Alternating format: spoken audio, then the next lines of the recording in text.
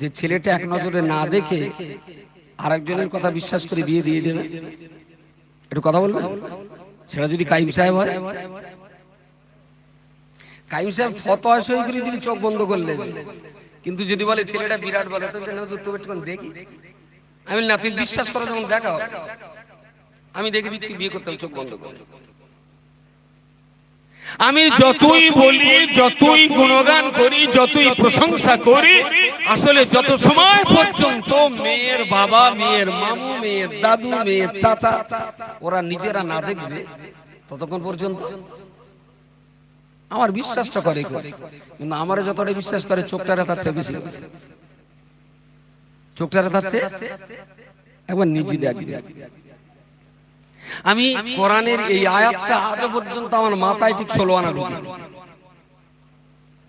এখন আমার মাথায় 16 আনা ঢুকে, চেষ্টা করছি এখনো শোকাবা যে ইব্রাহিম খলিলুল্লাহ 100 ভিতরে 100ই যদি তিনি আল্লাহর উপরে বিশ্বাস করেন, এবং বিশ্বাস ছিল অবশ্যই ছিল, তো সেই ইব্রাহিম 7 বছর মাটির গর্তে থাকার পরে বেরিয়ে আসলেন, এসেই প্রথমে বললেন মান খালাকানি, আমাকে কে সৃষ্টি করেছেন? সুবহানাল্লাহ বলেন, জোরে বলেন সুবহানাল্লাহ। আমাদের তো মারপেট থেকে বড়ি পাশায় বাঁচতে পারাচ্ছে, তার মানে খাবে, দুনিয়ায় এসে খাবো। ইব্রাহিম নবী 7 বছর মাটির গর্তে ছিলেন, বাইরে এসে দিগন্ত বিস্তৃত এই আকাশ, বিরাট বৃষ্টি যতদূর যাচ্ছে, আল্লাহর এই প্রশস্ত জমিন, এসব কিছু দেখার পরেই ইব্রাহিম খলিলুল্লাহর জীবনে প্রথম প্রশ্ন মান খালাকানি, আমার সৃষ্টিকর্তাকে। আরো একবার বলুন সুবহানাল্লাহ। মাটির গর্তে ছিলেন ক বছর? 7 বছর। কেন ছিলেন?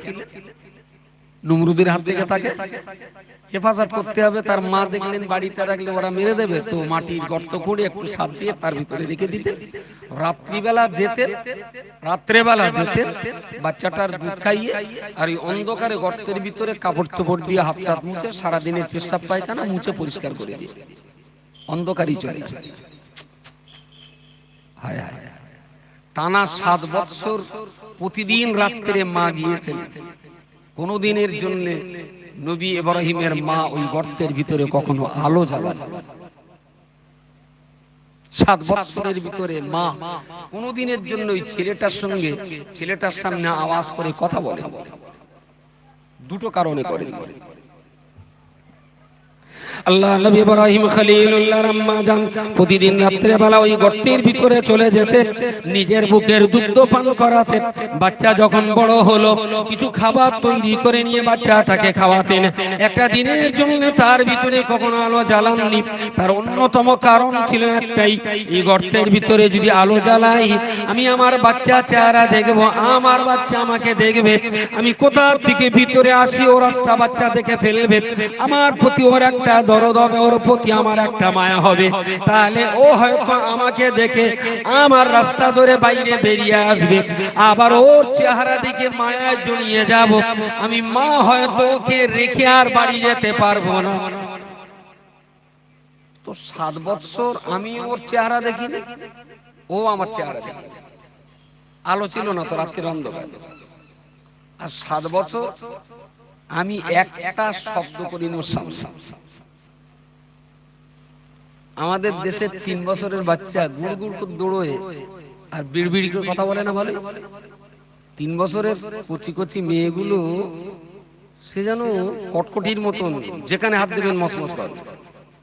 আজকালকার কচি বেশ পাখানায়। আচ্ছা, এই বাচ্চাটার সঙ্গে পৃথিবীর কেউ যদি কথা না বলতো, এই বাচ্চাটা কি 3 বছরে কথা শিখতো? কথা আসলে এরমটা তো হয় না, সেদিন আমাদের বিশ্বাস হয় না। আরে ও যা কথা বলছে, ও তো আপনারা বলেন শুনে শুনে ও শিখেছে, তাই বলেছে। যদি ওই বাচ্চাটার সঙ্গে কেউ কথা না বলতো, তাহলে ওই বাচ্চাটা আদতেই কোনো কথা শিখতো না, ও বোবা হয়ে যেত, মোটেই কথা বলতো না। ইব্রাহিম নবী তো 7 বছর মাটির গর্তের ভিতরে মানুষ, একমাত্র সেখানে যেতেন মা। তো মাও তার সঙ্গে কথা বলেননি, বিধায় ইব্রাহিম খলিলুল্লাহ 7 বছর পর্যন্ত তার কোনো ভাষার জ্ঞান ছিল না, কথা বলার কোনো জ্ঞান ইব্রাহিমের ছিল না। তিনি তো কিছুই জানতেন না, কিচ্ছুই জানতেন না।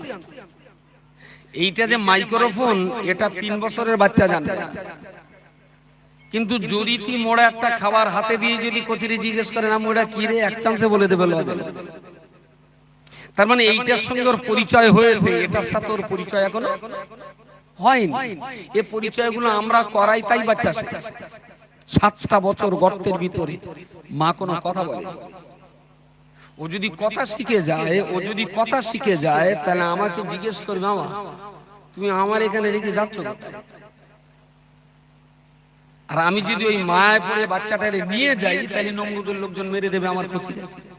আমার কচি বোবা হোক, আমার কচি অন্ধ হোক, অন্তত নমরুদের মতন জালেম খুনি অত্যাচারীর হাত থেকে আমার কচিটা বেঁচে থাকুক। বলুন সকলে সুবহানাল্লাহ। শুধু এই চিন্তায় ওর ভিতরে কখনো আলো জ্বালাননি, আর ওর ভিতরে কখনো নিজের বাচ্চার সঙ্গে কথা বলেন। ইব্রাহিম নবী কিন্তু কথা বলতে পারতেন না। 7 বছর পরে গর্ত থেকে বেরিয়ে এসছে, কোনো কথা বলতে পারতেন না। আমি যেটা বললাম মান খালাকানি, কে আমাকে সৃষ্টি করেছেন, এটা কিন্তু ইব্রাহিমের মুখের ভাষা ছিল না, মনের ভাষা ছিল, মনের ভাষা ছিল। ও আল্লাহর বান্দা মনে রাখো না, আল্লাহ নবী ইব্রাহিম খলিলুল্লাহ 7 বছর মাটির গর্তে থাকার পরে পৃথিবীর মাটির উপরে যখন বেরিয়ে আসলেন, এই জমিন দেখলেন, আসমান দেখলেন, এই বিরাট বিস্তৃত ভূখণ্ড দেখলেন, দৃষ্টিভর আসমানের প্রশস্ততা তিনি দর্শন করলেন। তার মনের ভিতরে প্রথমেই একটা জিনিস উদয় হলো, আহারে কে আমাকে সৃষ্টি করেছে, কে আমার স্রষ্টা, কে আমার খালিক, আর কেই বা আমার মালিক। ও বান্দা মনে রাখো না, ওই বাচ্চাটার উপরে পৃথিবীর কোন মানুষের প্রভাব পড়েনি, পৃথিবীর কোন মানুষ ওই বাচ্চাকে প্রভাবিত করতে পারেনি। কোরআন শরীফের অপর একটা জায়গায় আমার আল্লাহ বলেছেন, কুল্লু মাউলুদিন ইউলাদু আলাল ফিতরাতি ফিতরাতাল্লাহিল্লাতী ফাতারান নাস আলাইহা। আমার আল্লাহ কোরআনের ভিতরে বলে দিয়েছেন, ফিতরাতাল্লাহিল্লাতী ফাতারান নাস আলাইহা লা তাবদীলা লিখালকিল্লাহি। আমি আল্লাহ আমার সৃষ্টি কৌশলের মধ্য দিয়ে কিয়ামত পর্যন্ত যত মানুষকে পাঠিয়ে দেব, ফিতরাতাল্লাহিল্লাতী ফাতারান নাস আলাইহা লা তাবদীলা লিখালকিল্লাহি। तमाम দুনিয়াতে যত মানুষ জন্ম নেবে, প্রতিটি মানুষ মায়ের পেট থেকে দুনিয়াতে অবশ্যই ইসলাম ধর্ম অবলম্বী হয়েই জন্ম নেবে। জোরে সুবহানাল্লাহ বলেন। হিন্দু, খ্রিস্টান, শিখ, ঈসাই, বৌদ্ধ, পারসি, পৃথিবীতে যত জাতি, ধর্ম, বর্ণের, ধর্মের মানুষ থাক না কেন, প্রত্যেকটা মা যে বাচ্চা প্রসব করে, প্রসবের সময় বাচ্চাটা মুসলমান হয়েই জন্ম নেয়। ফিতরাতাল্লাহিল্লাতী ফাতারান নাস আলাইহা। সঙ্গেটাও বলে দিলেন লা তাবদীলা লিখালকিল্লাহ। আল্লাহ বললেন আমার এই সৃষ্টি কৌশল যে মুসলমান করে জগতে পাঠানো, এটাকে কেউ পরিবর্তন করতে পারবে না। এটাকে কেউ পরিবর্তন করে, সূর্য ওঠে পূর্ব দিকে, ডুবে পশ্চিম দিকে, এইটা কি কেউ পারবে পশ্চিম দিক থেকে তুলে পূর্ব দিকে ডোবাতে? এটা আল্লাহর ইচ্ছা। তো আল্লাহর ইচ্ছা দুনিয়াতে যত মা গর্ভবতী হয়ে বাচ্চা প্রসব করবে, প্রতিটি বাচ্চা ইসলাম নিয়েই জন্ম নেবে। আল্লাহ বললেন এটা আমার সৃষ্টি প্রক্রিয়া, লা তাবদীলা লিখালকিল্লাহ। আমার সৃষ্টি প্রক্রিয়ার কোনো পরিবর্তন হবে না, এইভাবেই হতে থাকে। যত জন্মাবে সব মুসলমান হয়ে জন্মাবে। হাদিস শরীফ قال النبي صلى الله عليه وسلم كل مولود يولد على الفطرة فأبواه يهودانه وينصرانه ويمجسانه। নবী আমার হাদিস শরীফের ওই আয়াতের ব্যাখ্যা করতে গিয়ে বলেছেন, কুল্লু মাউলুদিন ইউলাদু আলাল ফিতরাতি, প্রত্যেকটা জন্ম নেওয়া সন্তান, প্রত্যেকটা ভূমিষ্ঠ হওয়া সন্তান, তারা তো সবাই ইসলামের উপরে জন্মগ্রহণ করে। আমি নবী মুহাম্মদুর রাসূলুল্লাহ বলছি, ওরা সবাই মুসলমান হয়ে জন্মগ্রহণ করার পরে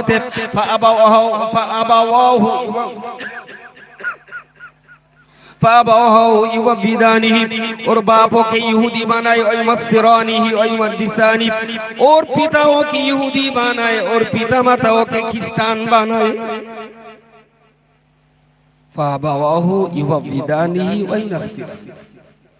বললেন জন্মায় মুসলমান হয়ে, কিন্তু বাপ মা ওরে ইহুদি করে, বাপ মা ওরে খ্রিস্টান করে, বাপ মা ওরে কি করে মজুসি করে, আর পিতা মাতাই তারা আবার মুসলমান করে। মুসলমান তো করতে হয় না, মুসলমান হয়ে থাকে, মুসলমান হয়ে থাকে, যেহেতু জন্ম নিয়েছে তো মুসলমান। বাপ মা ওকে ওই অবস্থায় ধরে রাখে, আর কেউ বা খ্রিস্টান বানায়, কেউ বা ইহুদি বানায়, কেউ বা মজুসি বানায়, কেউ বা নাসারা বানায়। আমরা যারা মুসলিম, ও যে অবস্থায় জন্ম নিয়েছে আমরা ওই জায়গাটাতেই ওকে ধরে রাখি, ও যেন অন্য জায়গায় যেতে না পারে। কুল্লু মাউলুদিন ইউলাদু আলাল ফিতরাতি ফাআবাওয়াহু ইউহাবিদানিহি ওয়া ইউনাসসারানিহি ওয়া ইউমাজ্জিসানি। আচ্ছা, জীবনে একবার চ্যালেঞ্জ নিয়ে দেখবেন, আরেকটা সত্য জিনিস প্রকাশ হোক। আল্লাহ যদি আপনাকে একটা বাচ্চা দেয়, আপনার এই বাচ্চাটাকে আপনি একটা রুদ্ধদ্বার অন্ধকার ঘরে রাখুন 7 বছর, ওই ঘরে আর কেউ যাবে না। বাচ্চার যখনই খিদে টিদে লাগবে, অন্ধকার জায়গা দিয়ে একদম যে তাকে খাইয়ে আসবে, কোনো কথা বলবে না, কোনো কথা বলবে না। পাকা 7 বছর যদি আপনি আপনার বাচ্চাটাকে জনগণের প্রভাব থেকে যদি সম্পূর্ণ আলাদা জায়গায় রাখতে পারেন, কসম খোদার আল্লাযী নাফসি বিয়াদি, যে আল্লাহর হাতে আমার জান, সে আল্লাহর উপরে তাওয়াক্কুল করেই বলছি, আপনার বাচ্চাটাকে যদি 7 বছর জনগণের প্রভাব থেকে একা রাখতে পারেন, আপনার কচিও 7 বছর পরে বাইরে এসেই বলবে আমার সৃষ্টিকর্তাকে। আরো একবার বলুন সুবহানাল্লাহ। আসলে ও যে গুলি খেলায় এটা মানুষের প্রভাবে, ও যে জল বলে এটা মানুষের প্রভাবে, ও যে পানি বলে এটা মানুষের প্রভাবে। আর যার উপরে কোনো মানুষ প্রভাব বিস্তার করবে না, আলহামদুলিল্লাহ, সে জন্ম নিয়েছে যে অবস্থায় সেইটাই ধরে রাখবে। বড্ড জটিল মনে হচ্ছে নাকি? কিরম মাথাটা, তো চোখ মুখ তো লক্ষণ ভালো দেখতে, আলোচনাটা কি বড্ড জটিল মনে হচ্ছে? আমার যেন মনে হচ্ছে সেটা চোখ মুখের ভাবটা ভালো। যদি মানুষের প্রভাব থেকে, কথা থেকে, চরিত্র থেকে, আচরণ থেকে আপনার বাচ্চাটাকে যদি একাই রাখতে পারেন, জন্ম নিয়েছো কি হালাত, কথা বলেন, তাহলে কোন মানুষ যদি ওকে প্রভাবিত না করে, তাহলে সেই হালাতেই থেকে যাবে, সেই হালাতে থেকে যাবে। আর মুসলমানাতে থাকা মানে তার প্রথম কাজই হবে সৃষ্টিকর্তার সন্ধান করা। কিন্তু আমাদের 8 বছরের 9 বছরের বাচ্চাগুলো এক্ষুনি যে পরিমাণ খিস্তি করছে, যে পরিমাণ তেরঙ্গা খাচ্ছে, তাতে করে এই বাচ্চাগুলো যদি মানব সমাজের প্রভাব থেকে মুক্ত থাকতো, আলহামদুলিল্লাহ, তাহলে এরাই সর্বনাশটা হতো না। বাচ্চা কাচ্চা সর্বনাশের সবচেয়ে নাটের গুরু হলো বাবার মা, সবচেয়ে বড় নাটের গুরু। আবার বাচ্চা কাচ্চা মানুষ হওয়ার পিছনে সবচেয়ে যদি অবদান থাকে, সেটা বাবার মা। এই জন্যই তো রাসূল বলেছেন, জন্ম নেয় মুসলমান হালাতে, পিতা মাতারা থেকে ইহুদি আর খ্রিস্টান বানায়। আল্লাহ কাউকে ইহুদি করে পাঠায়নি, আল্লাহ কাউকে খ্রিস্টান করে পাঠায়নি, বাপ মাতারে পাঠায়, বাপ মাতার সন্তান ইহুদি খ্রিস্টান করে দিয়েছে। ও আল্লাহর বান্দা, মনে রাখো না, নবী ইব্রাহিম খলিলুল্লাহ আলাইহিস সালাম মাটির গর্ত থেকে যেই না বেরিয়ে আসলেন, প্রথমেই তার খাবার সন্ধানের দায়িত্ব ছিল না, কোথায় পানি এ সন্ধান তিনি করতে যাননি। তিনি তো উলঙ্গ অবস্থাতেই রয়েছেন, পরনে তার কাপড় ছিল না। 7 বছর মাটির গর্তের ভিতরে মা তো তার জামা কাপড় পরানো অভ্যাস করাননি, ওর বিতনার ভিতরে তো জামা কাপড় পরিধানের অভ্যাস তো ছিল না। নবী ইব্রাহিম উলঙ্গ অবস্থাতে এই বিরাট প্রশস্ত সমস্ত আসমান আর জমিন দেখার পরে প্রথমেই সৃষ্টিকর্তা আল্লাহর সন্ধান করতে ব্যস্ত হয়েছেন। আসলে মুসলমান হয়ে যেহেতু জন্ম নিয়েছেন, তাই সেই জন্য তো তারা আল্লাহর সঙ্গে সম্পর্ক তো রাখাই জরুরি। হোক আমার মালিক, খালিক, স্রষ্টা, আপনি কে, কে আমাকে সৃষ্টি করেছেন, আমি আপনাকে দেখতে চাই। এমন ভাবতে ভাবতে আসমানের মাঝে যখন তারকা দেখতে পেলেন, নবী ইব্রাহিম বললেন, এই বোধহয় আমার সৃষ্টিকর্তা হবেন, এই বোধহয় আমার স্রষ্টা হবেন। তারা যখন ডুবে গেল, উনি বললেন, না না না না, যে ডুবে যায় নিজের জায়গায় নিজের ক্ষমতা ধরে রাখতে পারে না, সে কখনো আমার স্রষ্টা হতে পারে না। আসমানে যখন চন্দ্র উদিত হলো, ইব্রাহিম খলিলুল্লাহ চাঁদ দেখে বললেন, এই বোধহয় আমার স্রষ্টা, আমার খালিক হবে, ইনি বোধহয় আমাকে সৃষ্টি করেছেন। চাঁদও যখন ডুবে গেল, ইব্রাহিম খলিলুল্লাহ বললেন, না না, যে শক্তি হারিয়ে যায়, যে শক্তি ডুবে যায়, সে শক্তি তো কখনোই আমার স্রষ্টা হতে পারে না। পরদিন সকাল বেলাতে যখন পূব আকাশে ডগমগ করে জ্বলন্ত অগ্নিপিণ্ড সূর্য উদিত হতে দেখলেন, উনি বললেন, হাযা রাব্বি হাযা আকবার, এই আমার স্রষ্টা, এই আমার সৃষ্টিকর্তা, এর আলো বেশি, জ্যোতিও বেশি, ইনি বোধহয় আমার সৃষ্টি করেছেন। সন্ধ্যাবেলায় যখন পশ্চিম আকাশে সূর্য ডুবে গেল, ইব্রাহিম খলিলুল্লাহ বললেন, না না না না, এও আমার প্রভু হওয়ার যোগ্য নেই, এ আমার প্রভু নয়, তারা আমার প্রভু নয়, চাঁদ আমার প্রভু নয়, সূর্য আমার প্রভু নয়, একমাত্র তিনি তার নিজের ভাবনা চিন্তা দিয়ে এই আয়াত তেলাওয়াত করে পড়ে নিলেন, ইন্নী ওয়াজ্জাহতু ওয়াজহিয়া লিল্লাযী ফাতারাস সামাওয়াতি ওয়াল আরদা হানিফা ওয়া মা আনা মিনাল মুশরিকিন। ওগো আমার খালিক মালিক আল্লাহ, আমি চাঁদ তারা সূর্যকে দেখে স্রষ্টা মনে করছিলাম, কিন্তু আসলে তারা আমার স্রষ্টা নয়, বরং আসমান জমিন চাঁদ তারা সূর্যকে যিনি সৃষ্টি করেছেন, আমার অন্তরটাকে আমি না দেখা সেই স্রষ্টার দিকে রুজু করে দিলাম। আচ্ছা, ইব্রাহিমের কাছে কি কেউ ওয়াজ করেছিলেন? কেউ তাবলীগ করেছিলেন? কোন পীরকে কি ইব্রাহিমের মুরিদ করেছিলেন? তখনও পর্যন্ত তো ইব্রাহিম পৃথিবীর কোন মানুষের সংস্পর্শে আসেনি। একটাই মানুষের সংস্পর্শে এসেছিলেন, সেটা তার মা। মা, কিন্তু মা তো 7 বছরের কথা বলেন, শুধু খাবারটাই খাইয়ে এসেছেন, মুখটাও দেখেন। তাহলে জন্মানোর পরে মানব সন্তানের প্রথম ডিউটি হলো স্রষ্টার জন্য প্রাণকে নিবেদিত করা। তো ভেবেছিলেন চাঁদ সূর্য তারকাকে এরা হতে পারে, একটা একটা করে ডুবে গেল। বললেন, এরা আমার স্রষ্টা না, বরং এদেরকে যিনি সৃষ্টি করেছেন সেই না দেখা স্রষ্টার প্রতি অজ্জাহাতু, আমি আমার অন্তরকে সেই দিকেই রুজু করে দিলাম। আরো একবার বলুন সুবহানাল্লাহ।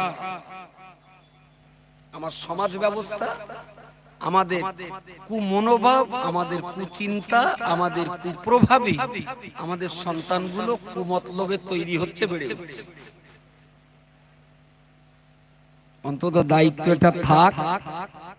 ওরা তো ইসলাম থেকে টেনে ইহুদি করে ফেললো, এরা তো ইসলাম থেকে বের করে খ্রিস্টান করে ফেললো।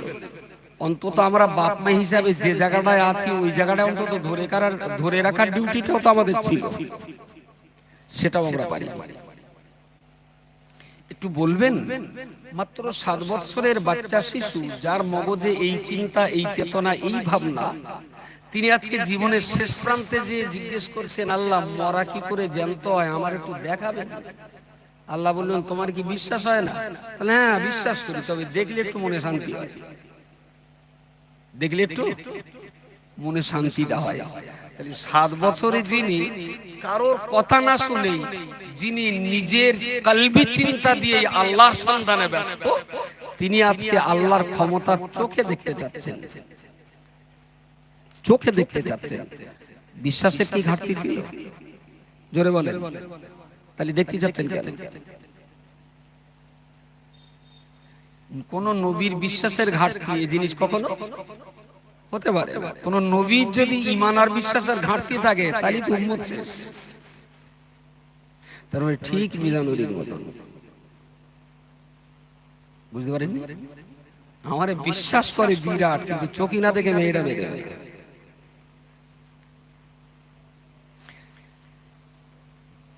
আমার এই ব্রেন দিয়ে আমার এখনো 16 আনা ঠিক মাথায় ঢোকে না।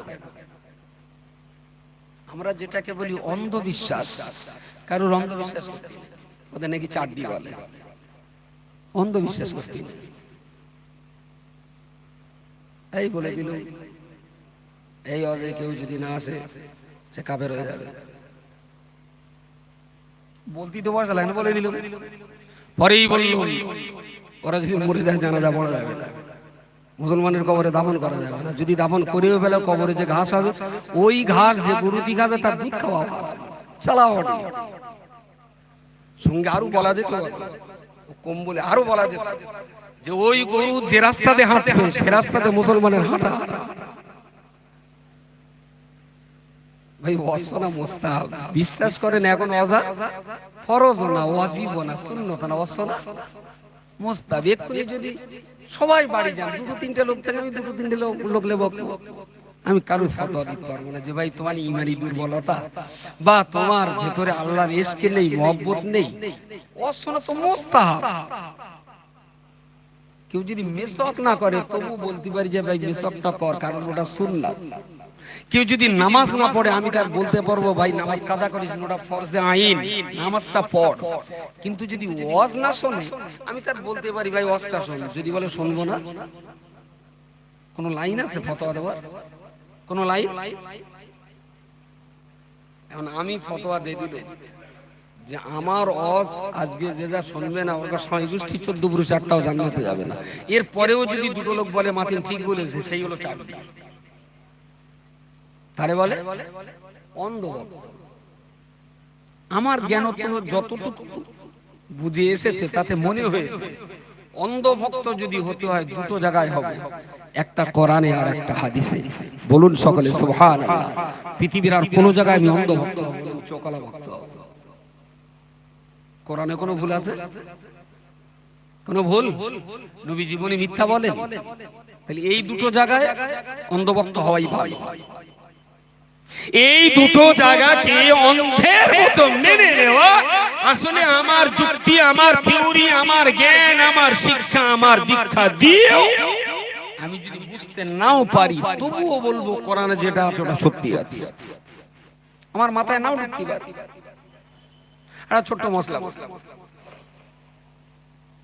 দাদা বেঁচে আছে, নাতি বেঁচে আছে, মাঝখানের তে বাপ মরে গেছে। নাতি বেঁচে আছে, বাপ মরে গেছে, দাদা বেঁচে আছে। তাহলে ওপরে দাদাটা বেঁচে আছে, নিচে নাতিটা বেঁচে আছে, মাঝখানের তে বাপটা। আচ্ছা এই দাদার সম্পত্তি কে নাতি পাবে? নাতি এরে কি বলে হয়েছে? বলে মৌজু হয়ে গেছে। বহু লোক প্রশ্ন তুলেছে, ইসলাম তো এতিমদের সেবা করতে বলে, কিন্তু এই এতিম সন্তানটাকে সম্পত্তি থেকে ইসলাম বঞ্চিত করলো কেন? বুঝতে পারেন? কোরআনের বিরুদ্ধে অনেকেই প্রশ্নটা তোলে, অনেক মুসলমানও তোলে যে আল্লাহ দয়াবান, গফুর ও গফফার, তিনি একটি এতিম বাচ্চা তার হক আল্লাহ নষ্ট করলেন, দাদার সম্পত্তি থেকে বাচ্চাটা বঞ্চিত। অ্যাকচুয়াল কিন্তু ঠিক আছে, অ্যাকচুয়াল কিন্তু ইসলাম নাতিকে বঞ্চিত করেন। এটা আমাদের জানা অভাব, এটা নিয়ে একটা মুভমেন্ট হওয়া উচিত। আমাদের দেশ যখন স্বাধীন হয়, আমাদের দেশটা যখন স্বাধীন হয়, স্বাধীন ভারতে হিন্দু মুসলমান সবাই থাকবে।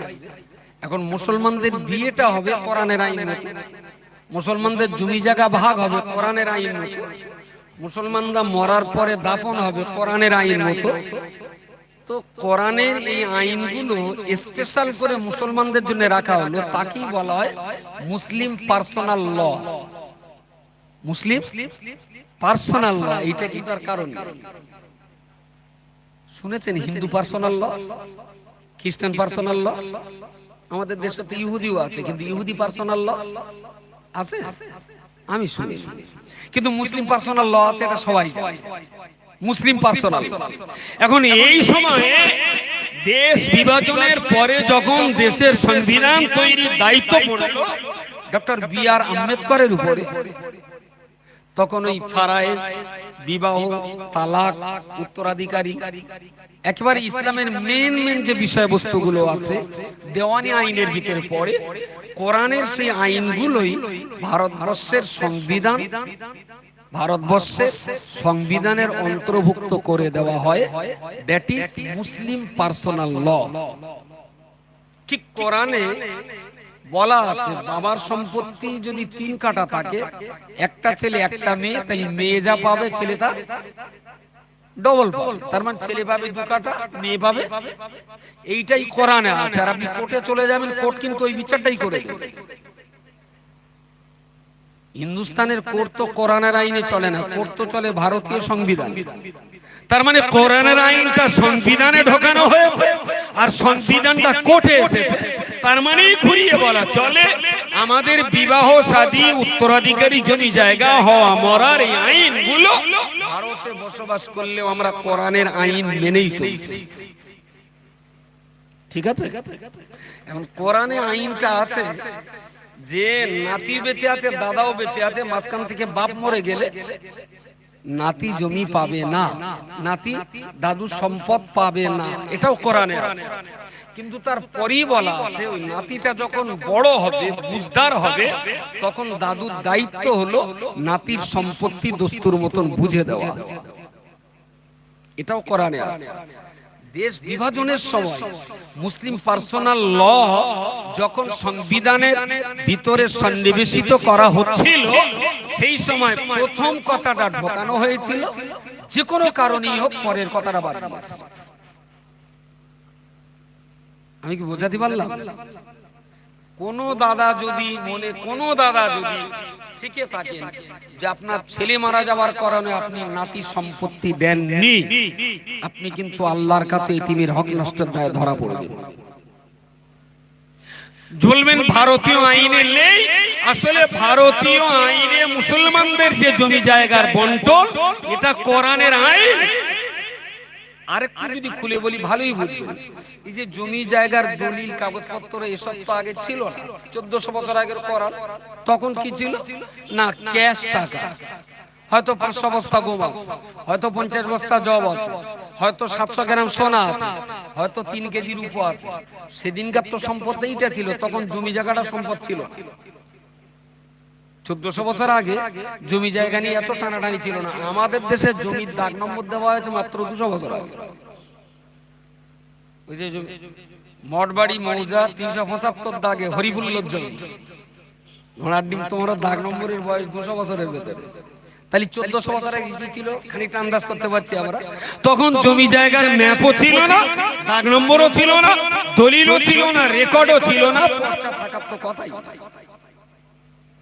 তখন যার যা সম্পদ ছিল ক্যাশ। এখন দাদা বেঁচে আছে 60 বছর বয়স, বাপ মরে গেছে 30 বছর বয়স, ছোট নাতিটা বেঁচে আছে তার বয়স 7 বছর।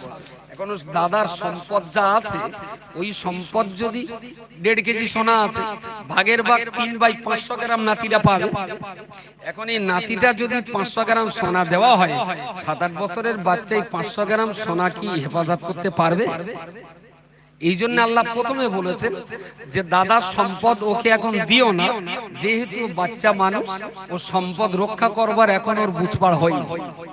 কোরআনের পরের আয়াতে আল্লাহ দাদাকে বলেছেন, যখনই এই নাতি সহায় সম্পদ নিয়ে বুঝপাড় আর হেফাজত করতে শিখবে, তখন ওর বাবা যতটা পেত ততটা সম্পত্তি অবশ্যই ওই নাতির নামে লিখে দেওয়া দাদার ডিউটি। এরকম কোন পার্টি যদি থাকেন, এক্ষুনি বাড়ি গিয়ে ব্যবস্থা করেন, তা নইলে আপনার কবরে ব্যাংক ডাকবি।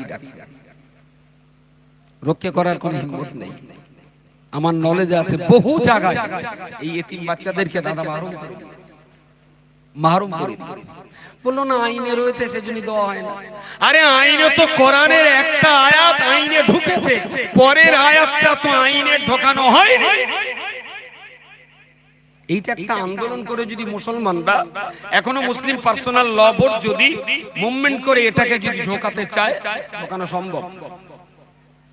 আর ওইটা যখনই ঢোকানো যাবে, কোর্ট সঙ্গে সঙ্গে বলে দেবে যে বাপ মরে গেলে ওর বাবার যে সম্পত্তি পাওনার হকদার দাদু, সেই সম্পত্তি আপনি ওর নাতির, আপনার নাতির নামে লিখে দিলে ও পাওনাদার আপনার সম্পত্তি। তখন দিতে আল্লাহ বারণ করেছেন কেন? যেহেতু নাতি মানে ছেলে মানুষ, সোনা দানার উপগ্র মতো হেফাজত করতে পারবে না, এই জন্য ওরা এখন দিও না। যখন বড় হবে তখন দাদুর দায়িত্ব, সম্পত্তি ওকে। মশলাটা কি বোঝাতে পারলো? এই মশলাটার দাম দেবেন আজকে? এই মশলাটার দাম দিতে পারবেন? কোনদিন যদি শোনেন যে নাতির কোলে বাবা মারা গেছে এবং সেই নাতিটা বঞ্চিত হচ্ছে, তাহলে প্রত্যেকটা মুসলমানের উচিত কোরআনের আয়াত পড়ে সেই দাদাটা চোখ খুলে দেওয়া। জোরে এতিম হয়ে গেছে, ও ভাগের ভাগ বুঝে দেওয়ার দায়িত্ব তোমার, অবশ্যই বুঝে দেবে। অত্যন্ত নেককার এবং লজ্জাজনক ভাবে 3-4টে চাচা সেই সম্পত্তি ভোগ করছে। যার আব্বা মারা গেছে সে বেচারা 2 ভাই, তারা এই ভিটে তাদের বাসই হলো না, চলে যেতে হলো নানার ভিটে। এত বড় অমানুষ চাচা কখনো হয়? এত বড় অমানুষ কখনো দাদারা হয়? এতিম বাচ্চা দুটোর সে নানার বাড়িতে পাঠিয়ে দিতে হলো। ওরা তো ন্যায্য হক দাও, কোরআনের আইন অনুযায়ী ওরা অবশ্যই পাওয়ারদার। প্রথমে দিতে বারণ করা হয়েছে এই জন্য, যেহেতু ওরা সম্পদ রক্ষা করার যোগ্য নয়, সেই জন্য এখন দিও না। ওরা যখন বড় হবে তাদের ওদের পাওনা বুঝে দাও। আজকের দিনে তো কোনো সমস্যা নেই। আজকের দিনে ক্যাশ টাকার মামলা নেই, সোনার মামলা নেই, রূপোর মামলা নেই, এখন জমির মামলা। তো আমি দাদু, আমার ছেলে মরে গেছে, নাতি বেঁচে আছে, তা আমার ছেলে যদি 10 কাঠা জমি পেত, আমি দস্তুর মতো সেই 10 কাঠা যদি আমি নাবালক বাচ্চার নামে লিখে দিই, তাহলে এই 10 কাঠা জমি রক্ষা করার ব্যাপারে নাবালক বাচ্চা কি কোনো সমস্যা আছে? কথা বলেন, কথা বলেন। ও যেহেতু নাবালক, ওই সম্পত্তি কেউ বেঁচে খাতে পারবে না, ও নিজেও বেঁচতে পারবে না। নাবালক ছেলে 12 বছর বয়সে যদি বলে ও পুলিশ পুলিশ আমার এই 3 বিঘে জমি আছে, পুলিশ আমি 2 বিঘে বিক্রি করবো, পুলিশ বলে দেবে তোমার বেচার বয়স এখন হয়নি, 18 পার করো। তারপর সেদিন সম্পত্তি রক্ষা করার ক্ষমতা ছিল না, যেহেতু ক্যাশ সোনা নগদ টাকা, তাই আল্লাহ দিতে বারণ করেছেন। এক্ষুনি দিও না, বড় হোক তারপরে দাও। এখন এই বড় হোক তারপরে দাও, এই কথাটাই আমাদের সংবিধানের ভিতরে ঢুকে, যার জন্য কোর্টে ওই কথাটা বলা হয় না। তবে যদি আপনি কোরআন মানা মুসলমানের দাবিদার হন, তাহলে আপনার ডিউটি অবশ্যই এতিম বাচ্চার ন্যায্য পাওনাকে বুঝে দেওয়া, না দিলে কিন্তু নামাজ কালাম সব শেষ। প্রিয় শ্রোতা মণ্ডলী, মনে রাখুন, আমি যে কথা বলতে বলতে এত দূর পর্যন্ত চলে এলাম। নবী ইব্রাহিম খলিলুল্লাহ 7 বছর বয়সে আমার আল্লাহর সন্ধান করেছে। কেউ তাকে ওয়াজ করাননি, কেউ তাকে বুঝপাড় করিয়ে দেননি। আসলে যে ফিতরাত নিয়ে তিনি জন্মগ্রহণ করেছেন, তার সেই নিজের ফিতরাতে, আল্লাহর দেওয়া সেই ফিতরাতের টানি তিনি আল্লাহর সন্ধান করেছেন। অথচ সেই ইব্রাহিম জীবনের শেষ প্রান্তে এসে আমার আল্লাহর কাছে ফরিয়াদ করে বললেন, ক্বালা রাব্বি আরিনি কাইফা তুহিল মাউতা। ও আল্লাহ পাক রব্বুল আলামিন, মৃত্যু প্রাণীকে আপনি কিভাবে জীবন দান করবেন? রব্বি আরিনি, আপনি কি আমাকে একবার দেখাবেন? আমার আল্লাহ বললেন, আওয়ালাম তুবিন, ও ইব্রাহিম তুমি কি বিশ্বাস করতে পারো না? ইব্রাহিম বললেন, ক্বালা বালা, অবশ্যই আমি বিশ্বাস করি। ক্বালা বালা, তিনি বললেন, আমি বিশ্বাস করি তুমি মরাকে জ্যান্ত করতে পারো, তবে একটা বার তুমি যদি আমাকে আল্লাহ দেখিয়ে দিতে পারো যে কি করে মরা জ্যান্ত হয়, ওয়ালাকিন লিয়াতমাইন্না কলবি, তাহলে আমার অন্তরটা বড় শান্তি পাবে। আল্লাহ বলেন, ঠিক আছে, তাই তোমার দেখানো, ঠিক আছে তোমার দেখানো। খুযা আরবাআতাম মিনাত তায়রি ফাসরহুন্না ইলাইকা সুম্মা জাআলা আলা কুল্লি জাবালিন মিনহুন্না জুযআনা। আমার আল্লাহ পাক রব্বুল আলামিন বললেন, ইব্রাহিমের মরা প্রাণী কি করে জ্যান্ত এটা যদি দেখতে চাও, খুযা আরবাআতাম মিনাত তায়রি, তোমার পছন্দ মতো 4টে পাখি তুমি বাছাই করে নাও। 4টে পাখি, মানে পাখি 4টে যে কি পাখি ছিল তার কোন তাফসীরের কিতাবে আমি পাইনি। তবে আরো অনেক তাফসীরের কিতাব আছে, হাদিস আছে, আমি তো একটা দাগ করি, হয়তো কোনো কিতাবে আছে, সেটা আমার পড়া হয়নি। পাখির নাম করা বলতে পারবো না। ফাসরুহুন্না বললেন, ওই পাখিগুলো তুমি বাড়ি ধরে এনে পোষো, পুষে এত পোষমা নাও, ডাকলি যেন তোমার কাছে আসে। ডাকলি জানো তোমার কাছে চলে আসে। তুমি পোষো, ওদের পুষে খাওয়া দাও, ওদের যত্ন করো, আদর করো, ওরা তোমার পোষ মেনে যাবে, খাঁচায় বন্দি করতে যাবে না, তুমি ডাকলি এসে যাবে। শালিক পাখি পোষ মনে না? শালিক পাখি পোষ মানার দুটা পাখির কথা বলে,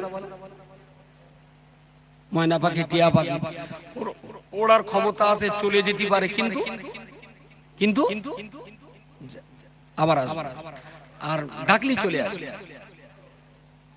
কোথায় একটা দেখেছিল, ওটা বক পুষেছে, সেই বক ঘুরতে পারে, সব করে, কিন্তু যায় না, ওদের বাড়িতেই থাকে, পুষেছে।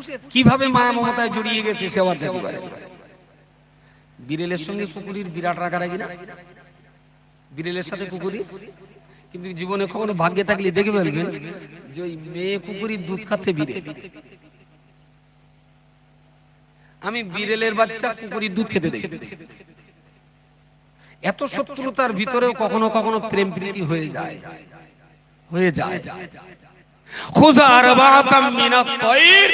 তুমি 4টে পাখি এনে পোষো এবং পাখি কডারে পোষ মানাও, এদিক ওদিক ঘোরাফেরা করবে, যেই ডাকবে তোমার কাছে চলে আসবে। যখন এইরকম পোষ মানা হয়ে যাবে, এইবারে তুমি পাখি 4টে জবাই করো,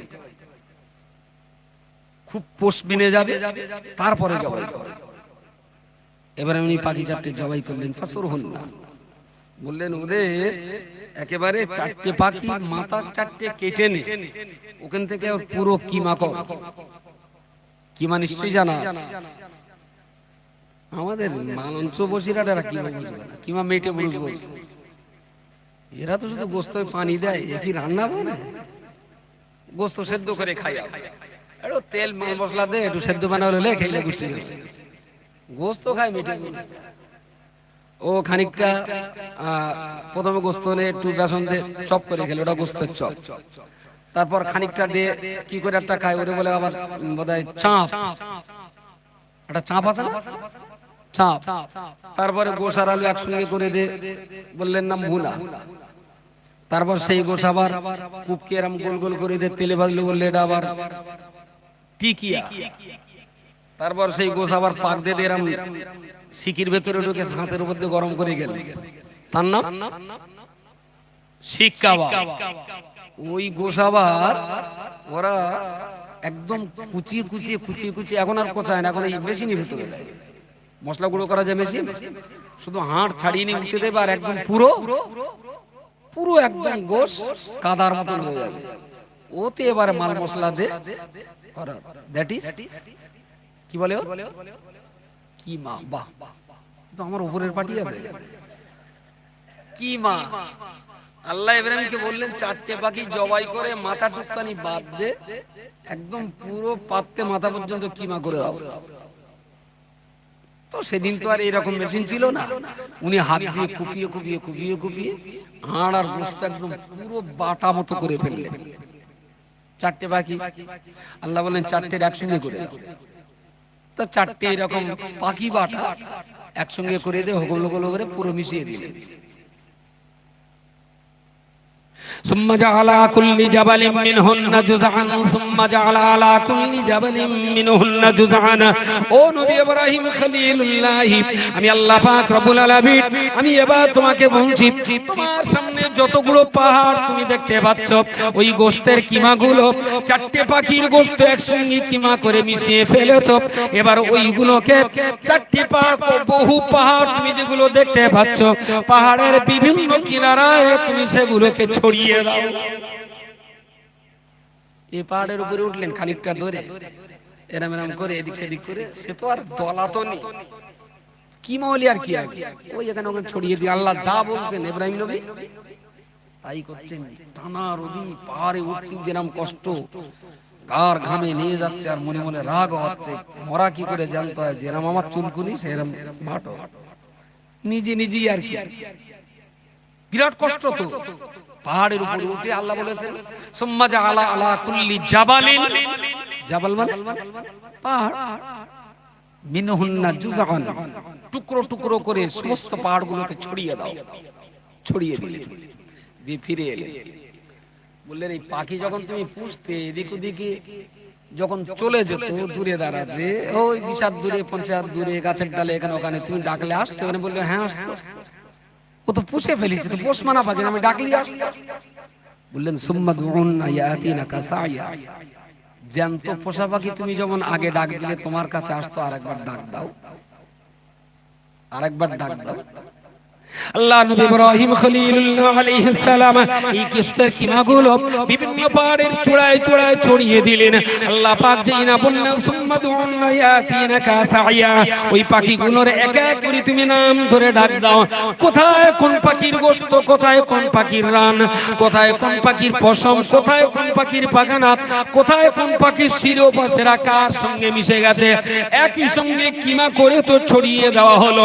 উনি এই ছড়িয়ে দেওয়ার পরে নিজের জায়গায় এসে এক এক করে পাখি চারটার নাম ধরে যেই না ডাক দিলেন, বিভিন্ন পাহাড়ের উপর থেকে পাহাড়ের একটু বিভিন্ন জায়গা থেকে জমতে জমতে চারটে পাখি ইব্রাহিম খলিলুল্লাহ সামনে হাজির হয়ে গেল।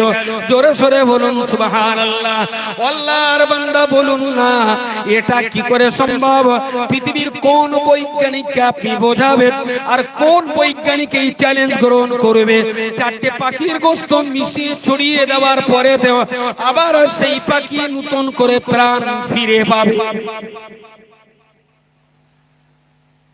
এটা যদি হাদিস হতো তাও আপনি বলতে পারতেন ও হাদিসটা জয়ীফ হাদিস, এটা তো একটা লাইন পেতেন। কিন্তু এটা তো কোরআনের আয়াত, কোরআনের কোন আয়াতকে জয়ীফ বলার লাইন আছে? এ তো স্পষ্ট কোরআনের আয়াত। চারটে পাখি এসে গেছে, মাথাগুলো কার কাছে? মাথা পাখির মাথা চারটে, ও চারটে তো মনে হয়নি, ও চারটে ইব্রাহিমের কাছে ছিল। চারটে পাখি পাহাড়ের উপর থেকে, তার মানে ধরুন একটা পাখি শালিক ছিল, ধরুন এখন শালিকের গোশতটা তো সব জায়গায় ছড়িয়ে, তাহলে এখানকার শালিকের, ওখানকার শালিকের, ওখানকার সব জায়গায় যা যেগুলো ছড়িয়েছিল সেগুলো এক জায়গায় শালিকটা চলে এলো। ইব্রাহিম খলিলুল্লাহ শালিকের মাথায় বগের, শালিকের ঘাড়ের উপরে বগের মাথাটা দিলেন, জোড়া লাগলো না। যেই শালিকের মাথাটা দিলেন সঙ্গে সঙ্গে জয়েন্ট হয়ে গেল। আরো একবার বলুন সুবহানাল্লাহ। ইব্রাহিম ঠেকিয়ে দিলেন তো জোড়া লেগে গেল, পাখি কিচির মিচির করতে লাগলো। ইব্রাহিম চাইলেন মাথাটা আরেকবার টেনে খুলে নেন, আর খুলিনি। আল্লাহ বললেন ইব্রাহিম মরা কি করে জ্যান্ত হয় বুঝলে কিছু?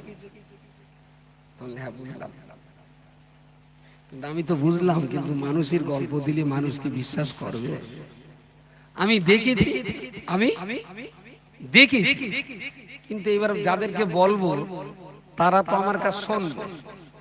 আমার যে বিশ্বাসটা ছিল দেখার পরে বিশ্বাস ততটাই আছে, বিশ্বাস ততটাই আছে, তবে অন্তরটা শান্তি পেয়েছে। ও আচ্ছা এইরকম হয়, ঠিক আছে। এবারে যেটা আমার বলার, যে ইব্রাহিম খলিলুল্লাহ দেখতে চেয়েছিলেন মরা কি করে জ্যান্ত হয়, তিনি দেখেছেন। আমাদের তো দেখা হয়, আমাদের দেখা হয়, আমরা তো দেখিনি। কিন্তু কবরের ভিতরেও যে আমাদের মরা হতে, মরার পরে আর একবার জ্যান্ত হতে হবে। মিনহা খালাকনাকুম ওয়া ফিহা নুঈদুকুম ওয়া মিনহা নুখরিজুকুম তারাতান। পড়ে তো সবাই কবরস্থানে, বোঝে মোটামুটি। তারাতান উখরা, তোমার এই দেওয়া হলো এই জায়গায়, এখান থেকে আরেকবার তোমার উঠতে হবে, আরেকবার তোমাকে ওঠানো হবে। তাহলে চারটে পাখির গোশত একসঙ্গে মিক্সিং করে ছড়িয়ে দেওয়ার পরেও চারটে পাখি যদি আলাদা আলাদা ভাবে আবার এক জায়গায় হয়ে তৈরি হতে পারে, রক্ত মাংস হাড় হাড্ডি সবকিছু মাটি খেয়ে নেওয়ার পরেও আল্লাহ কি আরেকটা আব্দুল মাতিন তৈরি করার ক্ষমতা রাখেন না? আল্লাহ ألم يكن نطفة من مني يمنى ثم كان علقة فخلق فسوى فجعل منه الزوجين الذكر والأنثى أليس ذلك بقادر على أن يحيي الموتى। আমার আল্লাহ পাক তো বান্দার দিকে লক্ষ্য করে বললেন আলাম ইয়াকুন নুতফাতান, বান্দারে তুমি কি ছিলে না এক ফোঁটা নাপাক পানি, সুম্মা কানা আলাকাতান, ওই এক ফোঁটা নাপাক পানিকে তোমার মায়ের পেটের ভিতরে রক্তে পরিণত করা হয়েছিল, তারপরে সেটাকে জমাট বাঁধা গোশতে পরিণত করা হলো। ফাখালাকা, তারপরে আমি আল্লাহ তোমাকে সৃষ্টি করলাম মায়ের পেটের ভিতরে। ফাসাওয়া, তোমার মা তোমাকে প্রসব করলেন, আমি আল্লাহ তোমার প্রভাব প্রতিপত্তি দিলাম। ও আমার বান্দা বলো বলো, ফাখালাকা ফাসাওয়া ফাজাআলা মিনহু যাওজাইনি যাকারা ওয়াল উনসা।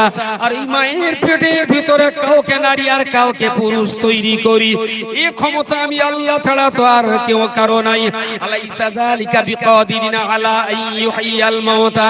হে পৃথিবীর ইমানদার মানুষেরা বলো বলো, এক ফোঁটা নাপাক পানি দিয়ে তোমার মায়ের পেটের ভিতরে যদি মায়ের দেহের বাহ্য পদার্থ নাপাক মাসিকের রক্ত খাইয়ে আমি আল্লাহ যদি মায়ের পেটের ভিতরে তোমাকে তিনে তিনে বড় করতে পারি, তাহলে দুনিয়ার জীবন খতম হয়ে যাওয়ার পরেতে মাটির গর্তে তোমাকে দাফন করে ফেলার পরেতে আর একটা বার কি আমি আল্লাহ তোমাকে তৈরি করতে পারি না?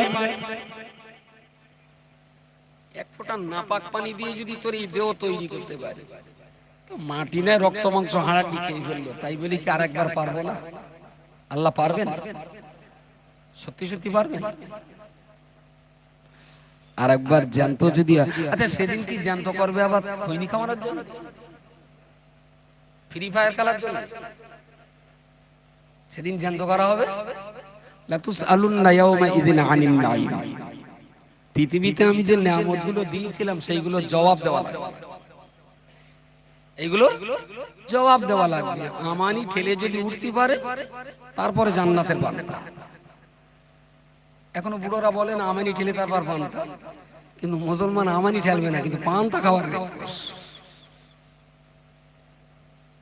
পরকালে মরার পরে জ্যান্ত হতে হবে এ বিশ্বাস যার মনে থাকবে সে কখনো পণের টাকা খেতে পারে না।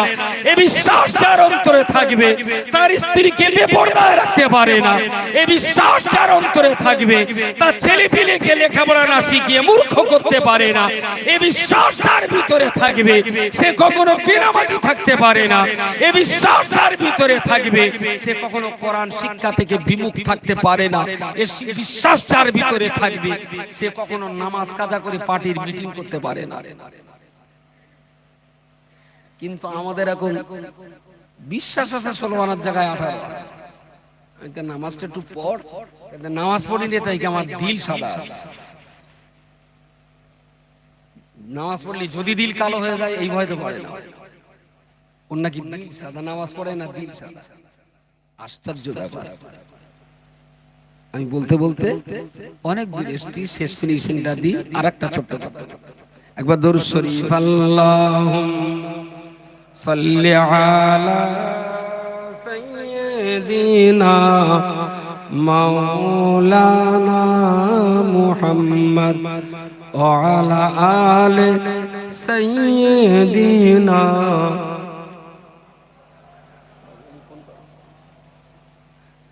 যে কথাটা আবার বলবো সেম টু সেম, পাশাপাশি। নবী উযাইর আলাইহিস সালাম ও কাল্লাযী মাররা আলা ক্বরিয়া ওয়া হিয়া খাবিয়াতুন আলা উরুশিয়া। কোরআনের এই কথাগুলো যদি সবাই পড়তেন, সবাই জানতেন, সবাই বুঝতেন, কত সুন্দর হতো, কত ভালো হতো।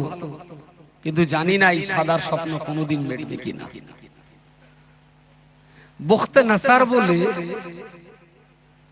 আমরা এখন বর্তমান যাকে ফিলিস্তিন বা ইসরায়েল বলি, এই এলাকার একজন বাদশা ছিলেন, তার নাম ছিল বখতে নাসার। জেরুজালেমের কোন একটা গ্রামের উপরে তিনি অস্ত্র চালিয়ে গোটা এলাকাটাকে একদম ধূলিসাৎ করে দিয়েছিলেন, ধূলিসাৎ করে দিয়েছিলেন। সেখানে ঘর বাড়ি আছে, কিন্তু ঘরের ছাদে বিরাট বড় অশ্বত্থ গাছ, প্রমাণ করায় যে কোন কালে এখানে বড় লোকের বাস ছিল। ছোট ছোট অনেকগুলো ঘর আছে, দেখলে বোঝা যায় যে এই জায়গাটা এককালে বাজার ছিল। ঠিক এইরকম কিছু লক্ষণ আছে, কিন্তু একেবারেই জনমানব শূন্য জঙ্গলে পরিণত হয়ে গেছে। নবী উযাইর আলাইহিস সালাম ওনার গাদার পিঠে উঠে চড়ে যেতে যেতে ওই জায়গাটায় যে এই সমস্ত জিনিস দেখলেন, দেখে শুনে কি মন হলো, উনি গাদার পিঠ থেকে নামলেন, গাদাটা একটা জায়গায় বেঁধে রেখে উনি ঘুরতে লাগলেন। পুরো সব দেখলেন আর বুঝলেন যেটা সত্যিকারের কোনো কালে একটা বিরাট জনবসতি ছিল এবং এটা একটা বাজার ছিল, অনেক বড় বড় ধনী মানুষের ঘরবাড়ির ভগ্ন অবশেষ এখন পড়ে আছে। এসব কিছু দেখলেন, দেখে আবার আল্লাহর কাছে মাথা নত করে বললেন, ও আল্লাহ, এত সুন্দর একটা সাজানো গোছানো বাজার কিভাবে ধূলিসাৎ হলো? আবার এই মৃত বাজার আপনি কোনো না কোনো দিন হয়তো জীবন দিয়ে আবার সচ্ছল করে দেবেন। আল্লাহ, তুমি গফুর, তুমি গফফার, তুমি বড় হাকিম, তুমি হিকমতওয়ালা, তুমি এসব কিছু করতে পারো, এসব কিছু তুমি করতে পারো। ওই গাদাটা বেঁধে রেখে একটা জায়গায় অনেকটা ঘুরেছেন, তো ঘুরে ঘুরে হেঁটে একটা জায়গায় শুয়ে পড়েছে। চিন্তা রয়েছে, সঙ্গে একটু আঙুর আছে, ডুমুর আছে। আমাদের দেশে যারে ডুমুর বলা হয়, আরব দেশে তাকে ওই অত্তিনি ওয়াজাইতুন অতুর সিনিন ওয়াহাদাল বালাদিল আমিন। তিন মানে ডাইসু মাইসু র, ডুমুর। তবে সেটাও ডুমুরের মতো দেখতে, তবে আমাদের এই ডুমুরের মতো সে ডুমুর রান্না করে খাওয়া হয় না। সেটা ওই আঙুরের মতো এক জাতীয় কাঁচা বা পাকিয়ে খাওয়া জিনিস, তবে চেহারাটা সম্পূর্ণ ডুমুরের মতো। যাক, তো এই ডুমুর, আঙুর আর কিছু ফলের রস ছিল। উনি ওই সমস্ত দেখে না হতবাক হয়ে খাওয়ার কথা আর মনে নেই, মাথায় হাত দিয়ে শুয়ে পড়ে ভাবছেন যে এই শহর একদিন জীবন্ত ছিল, আজকে মরে গেছে, না জানি আবার কবে আল্লাহ হয়তো এই মরা শহরের ভিতরে আবার প্রাণ সঞ্চার ঘটাবে। আল্লাহ, তুমি কি না করতে পারো। এই ভাবতে ভাবতে ভাবতে ভাবতে নবী উযায়ের আলাইহিস সালাম ঘুমিয়ে পড়েছেন। একেবারে ঘুমিয়ে যে পড়লেন, তা আল্লাহ ওই আমরা বলি না জম্মের ঘুম, জম্মের ঘুম পাড়িয়ে দিলেন। কতদিন ঘুমিয়েছিলেন? মিয়াতা আম, পুরো 100 বছর। 100 বছরের এই 100 বছরের ভিতরে সেই মার্কেট আবার সচল হয়ে গেছে। এখান থেকে সেখান থেকে লোকজন এসেছে, এসে আবার ঘর বাড়ি হতে হতে হতে হতে হতে হতে আপনাদের এই মালঞ্চ মঠ বাড়ি, এখন মালঞ্চর বাজারে 3-4টে যা বড় বড় দোকান হয়েছে। 100 বছর আগে মালঞ্চর অবস্থা কি ছিল বলে মনে হয়? 100 বছর আগে যে লোক মালঞ্চ মঠ বাড়ি দেখেছে, তার জন্য এখন দেখানো হয়, সে আর চিনতে পারবে? মালঞ্চ মঠ বাড়ি চিনতেই পারবে না।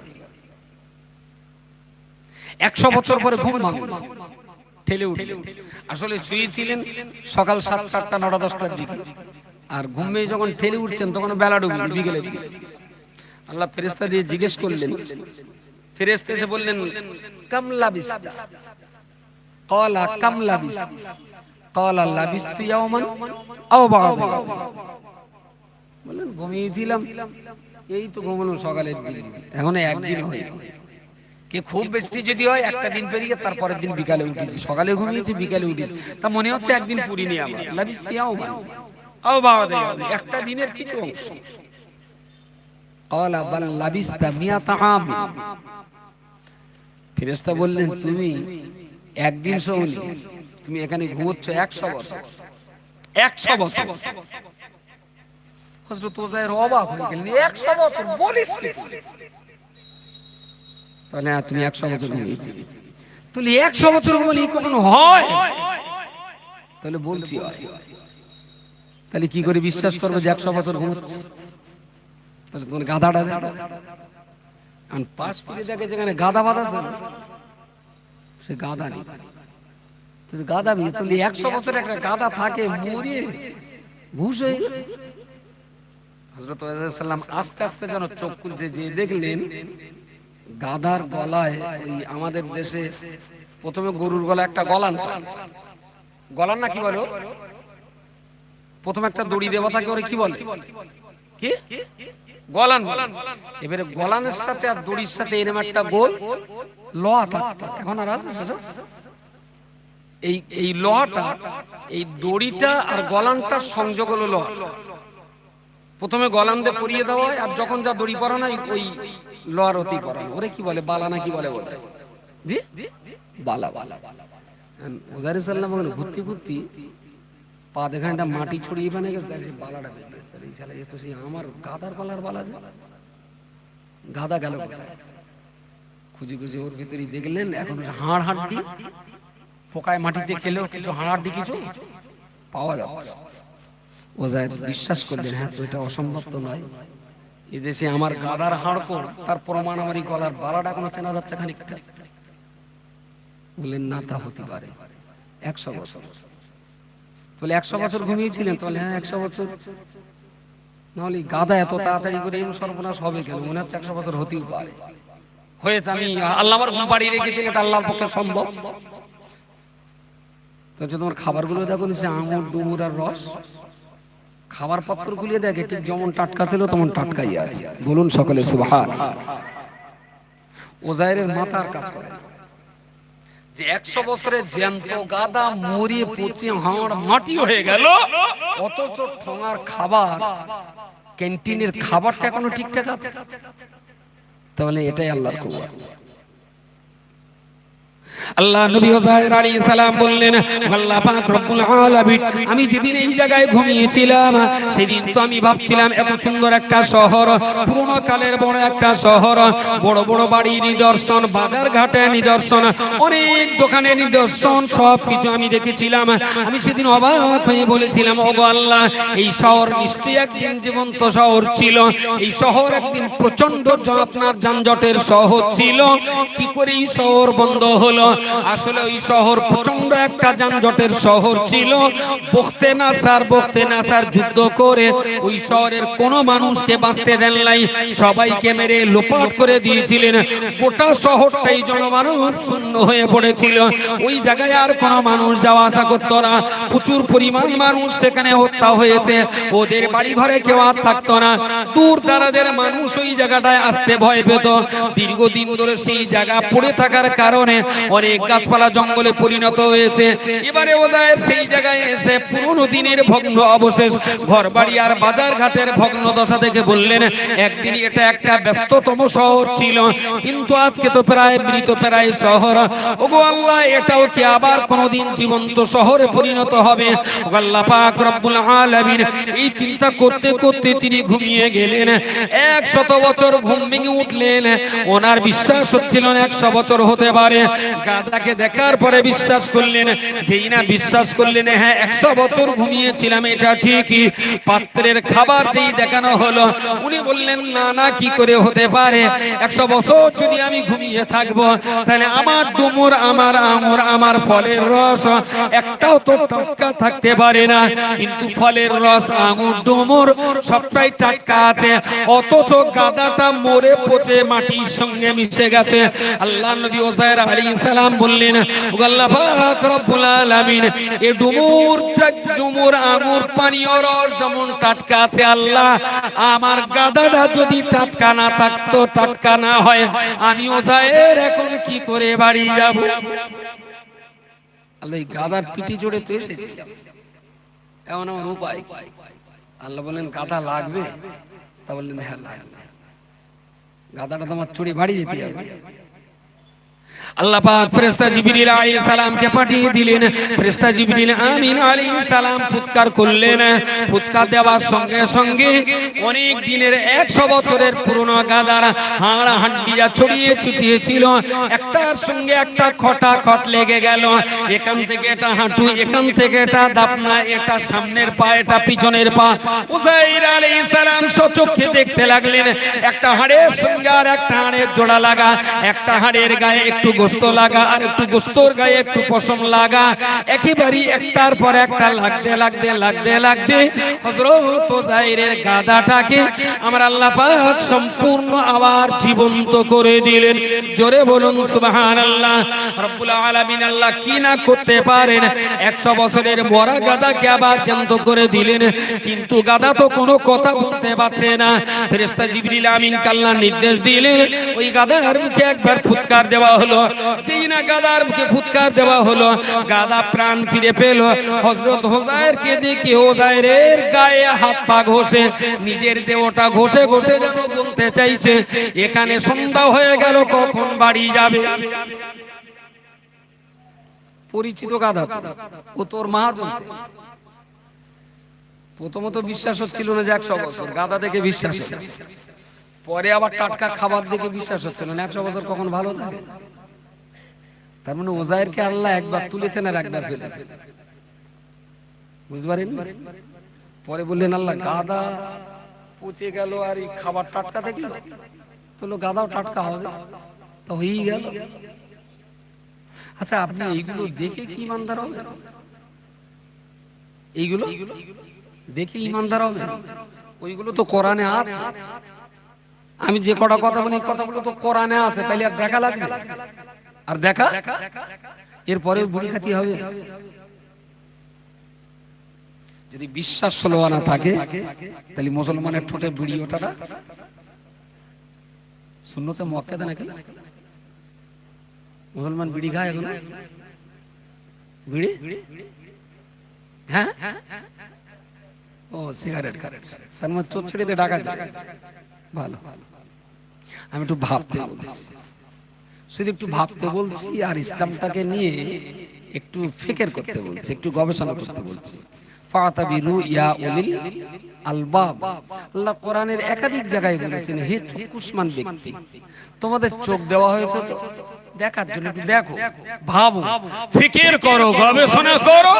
আমি আল্লাহ আমার সৃষ্টি জগৎটাকে নিয়ে কুলসিরু ফিল আরদি ফানজুরু কাইফা কানা আকিবাতুল মুকাজ্জিবিন, আমার দুনিয়াটাকে একটু ঘুরে ঘুরে দেখো যে আমি আল্লাহর সঙ্গে যারা শত্রুতা করেছিল তাদের পরিণতি কি ঘটেছে। সে পরিণতি আপনি দেখুন, আদ আর সামুদের পরিণতি।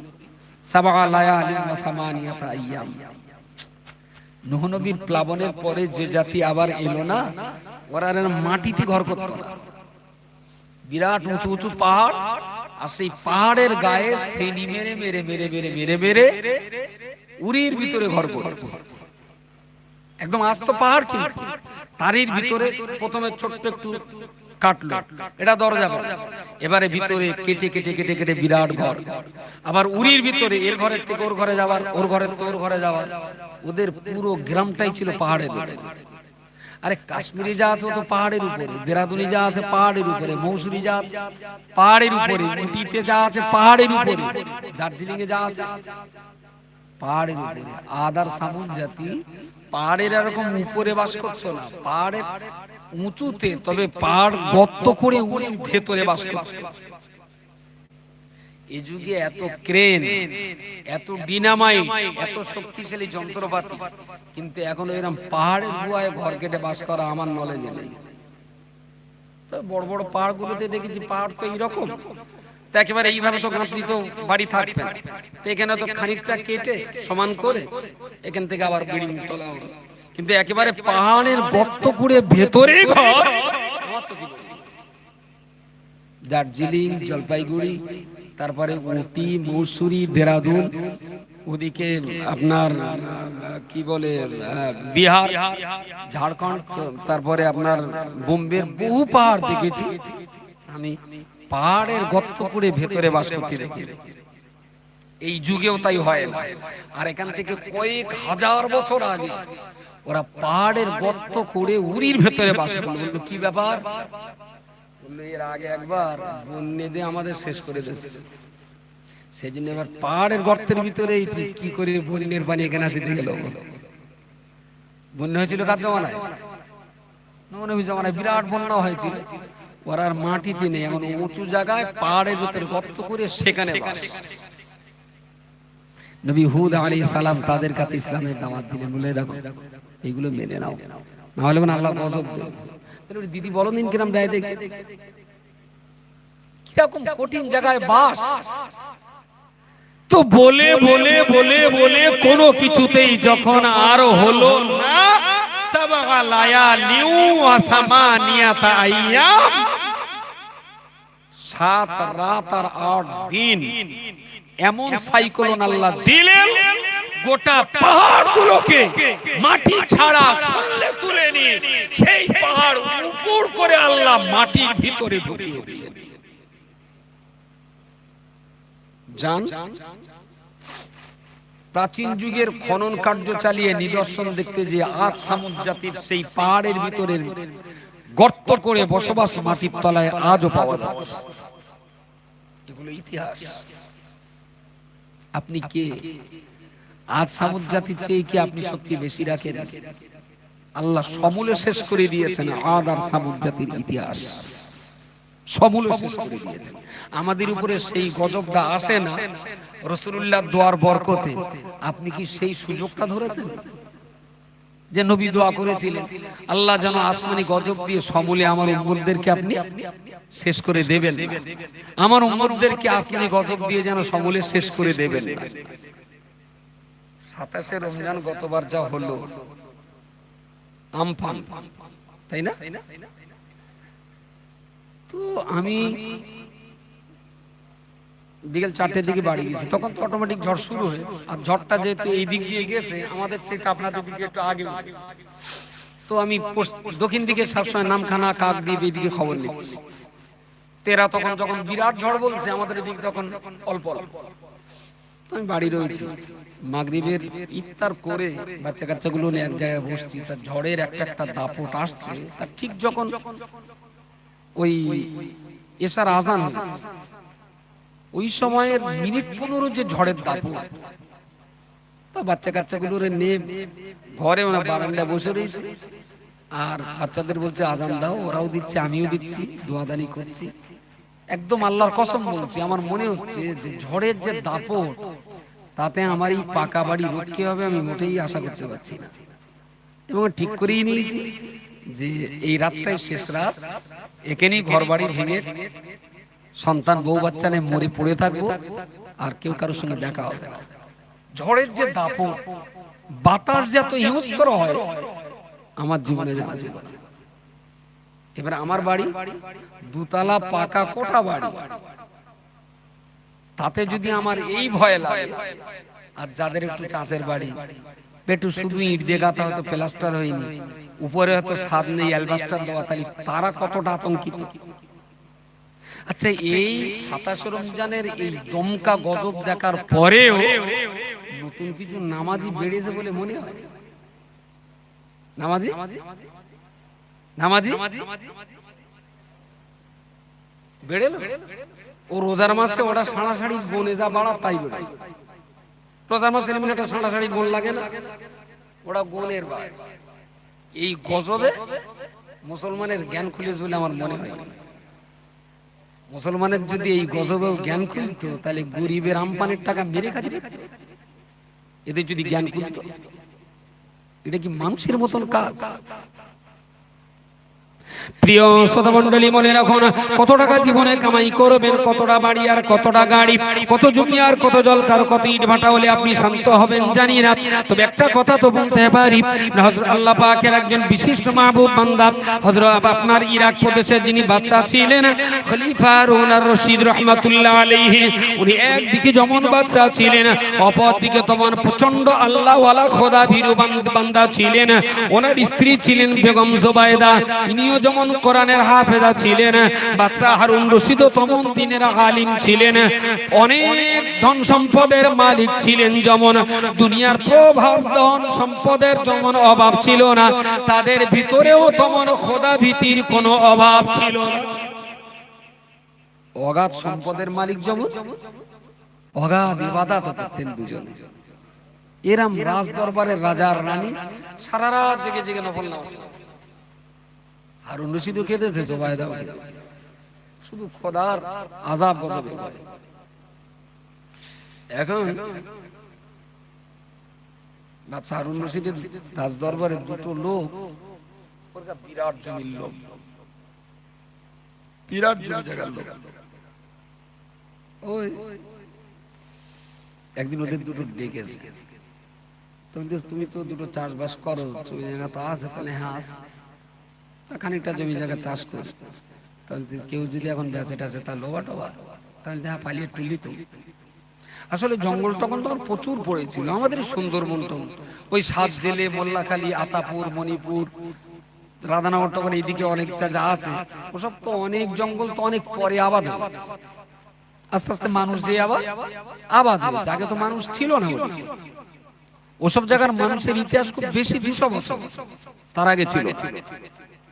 কলকাতার যখন মেট্রো রেল তৈরি হয় আমরা তখন ছেলে মানুষ, কত আজ থেকে বছর 30-35 আগে মেট্রো রেলের বয়স কত? মাটির তলাতে যে রেল, কলকাতার মেট্রো, কারুর মনে নেই? আমার মনে হয় এরকম 30 বছর তো হতে পারে, তার চেয়ে বেশি না। ধর্মতলা সে কুড়ি টুড়ি মেসমার করে ফেলতে দেখেছি ছোটবেলায়। তো মেট্রো রেলের ওই মাটি খুঁড়তে যে ওখানে বিরাট বড় বড় কাঠের গুড়ি বেরিয়েছে। তা বিশেষজ্ঞরা বলেছিলেন যে এককালে কলকাতা শহরও সুন্দরবন জঙ্গলের ভিতরে ছিল। মানুষ আস্তে আস্তে গাছপালা কেটে কেটে বসতির জায়গা বাড়িয়ে ফেলেছে। যাক, যেটা বলার কথা বলছিলাম যে হারুন রশিদ ওদের দুটো ডেকেছে, বলতে ঝাড়খণ্ডের জমির সন্ধান আছে, বেশ ভালো চাষবাস হবে, নিবি? ওরা বলে তুই নিবি? তো দুটোরে ডেকে দুই ধারে বলে দেখ এই রাজত্বটা যে আমার রাজত্ব এটা তো তোরা জানিস। তাহলে হ্যাঁ জানি। তাহলে আমি যদি তোদের জমি টমি দেই তাতে কেউ কি আর কেড়ে নিতে পারবে? তাহলে না না, আপনি রাজা, আপনি দিলে আর কেডা খাবে? এসব তো আপনারই রাজত্ব। তাহলে তাহলে এক কাজ কর, দুটো খেয়ে নে। দুটোরে বসিয়ে রেখে বেশ নাস্তা পানিতে ভালো করে খাইয়ে নে। দুটোর হাতে দুটো ফোঁটা পানা দে, দোলাই তুই এখান থেকে দক্ষিণ দিক যা, আর তুই এখান থেকে উত্তর দিক যা। এখন এই সবে বেলা উঠেছে 1-1.5 ঘন্টা 2 ঘন্টা, তুই যতদূর খোঁটা মেরে বেলা ডোবার আগে ফিরতে পারবি সেই পর্যন্ত জমি তোর। আমার ওর ভেতর আমি আর রাজত্ব করবো না, ওর রাজত্ব তুই করবি। তবে শর্ত হলো খোঁটা মেরে কতক্ষণের ভেতরে? বেলা ডোবার, খোঁটা মেরে বেলা ডোবার আগে ফিরতে হবে। তো যে রাজবাসী এরা বলি তো বেঁচে যায়। দুটোরে বলে বুঝিয়ে দে 1 2 3, তুই যতদূর মেরে ফিরতে পারবি সেই পর্যন্ত তোর, আর তুই যতদিন মেরে ফিরতে পারবি এই পর্যন্ত তোর। যা। যেই ছেড়ে দেছে দুটো তো দৌড়, এও যাচ্ছে ও যাচ্ছে, দৌড়িয়ে দৌড়িয়ে দৌড়িয়ে দৌড়িয়ে হেঁপকে গেছে। বেলা 10টা বাজে, 11টা বাজে, 12টা বাজে, খোঁটা মারতে যায়। আবার বলে আমি তো মেরতেছি, সে কি মেরেছে না ও তো এখন দৌড়চ্ছে বোধহয়।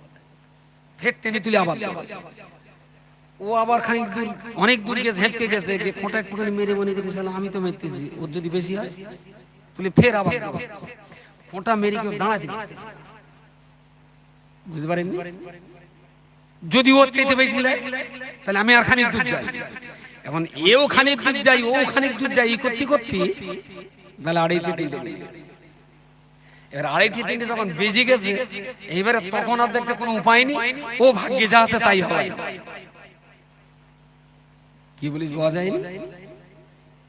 এই ভাগ্যের কথাটা বেলা 11টার সময় যদি মনে হতো ওর কপাল খুলে যেত। ভাগ্যের কথাটা মনে হচ্ছে বেলা 3টের সময়। কিন্তু প্রথম সুস্থ শরীরে যে রাস্তা 6 ঘন্টা দৌড়বে, হাঁপিয়ে যাওয়ার পরে সেই রাস্তা কি 9 ঘন্টায় ফিরতে পারবে?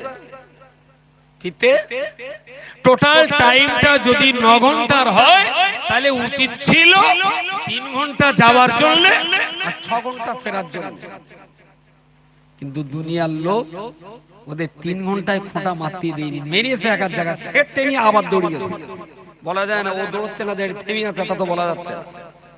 দুটো খোঁটা মেরে ফিরতে ফিরতে বেলা ডুবে গেছে। একটাও হারুন রশিদের দরবারে কি করে ফেলবে? দুটোই পড়ে আছে। পরের দিন সকালে লোকজন পাঠিয়ে বলে দেখদিন 2 বাঁদরের পেটের কি অবস্থা। তেমন যেতে যেতে যে দুটোরই পেয়েছে তা দেখে দুটো ঠিক রাজ দরবার দিকে মুখ করে হাঁচড় পাচড় করে গাছপালা টেনে বুক টুক ছিলে, তার মানে হার্ট অ্যাটাক করে পড়েও তখন হাঁচড় পাচড় করে দেখেছে আরো খানিকটা যাওয়া যায়। যেহেতু রাজ দরবারে ফিরলি তাইলি জমি বললো দুটি শেষ। দুনিয়ার নেশায় খোঁটানে যারা বড্ড দৌড়িয়েছে, হাঁচড় পাচড় করে সে শেষ হবে, কিন্তু দুনিয়ার জায়গায় ঠিকই থেকে যাবে। আরে বেঁচে থাকার জন্য একটু ডাল আর দুটো ভাত, পরনের জন্য একটু লুঙ্গি, বৃষ্টি রৌদ্র থেকে বাঁচার জন্য একটু ঘর, আর শীতকালের একটু কম্বল, গরমকালের একটু পাখা, এই তো দুনিয়া। আর কি আছে বলে? কি আর? কিন্তু এর জ্বালায় মানুষ এত পরিমাণ ছুটছে, মনে হচ্ছে যেন আল্লাহ না দিলেও আল্লাহর কাছ থেকে কেড়ে নেবে। 50 বিঘে জলকরের আমলনামা করে 13টা কাঁটার থেকে দাদন লেছে। 50 বিঘের আমলনামা করেছে, 13টা কাঁটায় আমলনামা দিকে 13টা কাঁটার থেকে দাদন লেছে। এই 13টা কাঁটার থেকে দাদন লে সেই মাছ পাঠায় নদী হয়। আচ্ছা, এ জল করে পক্ষঘাত না হয়ে পারে? ও তো কলেরা তো দেখিয়ে নিয়েছে তো খোদার কাছ থেকে। কাঁটা মালিকরা দাদন দিয়ে টাকা দেয়, সে টাকার ঘরে ফেরে না। এই হচ্ছে আমাদের ব্যবসার নীতি। তা না হলে 1 বিঘে জলকর যদি ভালো করে চাষ করা হয়, আল্লাহ যদি দেয় সততার সঙ্গে, নিষ্ঠা আদর্শের সঙ্গে 1টা বিঘে জমি চাষ করে, উতি আল্লাহ আপনার সংসার চালিয়ে আরো বেশি করে দেবে। জমি মালিক গেছে গোড়ার আলায়, ও বাবু বাবু আমার সে মেয়েটার বিয়ে দেবো, আমার সে জমির টাকাটা দেবো। যখন তখন টাকা বোধহয় গাছে বলে না। বেলা 12টার সময় মাথার গায়ে কুকুর পাগল, এখন টাকা মারো, যাও সময় হয়ে দেবো। ইরির জমিতে তুই জমিদারি ফলাচ্ছিস, আঙুল তুলে এর উপরে রাস করিস। শুধু আমার ক্ষমতা নেই, তাই ক্ষমতা থাকলে তোর আঙুলটা ভেঙে কুত্তা দিয়ে খাওয়াতাম। জমি মালিকদের সঙ্গে দুর্ব্যবহার হয় না? জল করে খোদার কসব না হয় পারে?